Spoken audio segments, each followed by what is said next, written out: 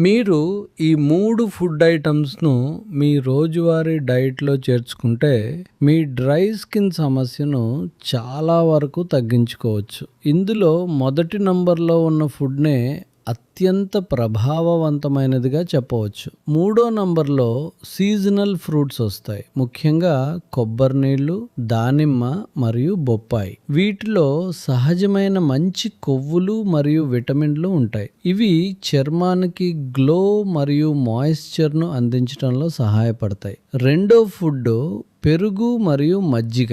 ఇవి గాట్ హెల్త్‌ను మెరుగుపరచడంలో సహాయపడతాయి. దాని ప్రభావం చర్మం హైడ్రేషన్ పై కూడా పడుతుంది. ఇప్పుడు మొదటి ఫుడ్ గురించి మాట్లాడుకుందాం. బాదం మరియు అక్రోట్లలో ఆరోగ్యకరమైన కొవ్వులు ఉంటాయి.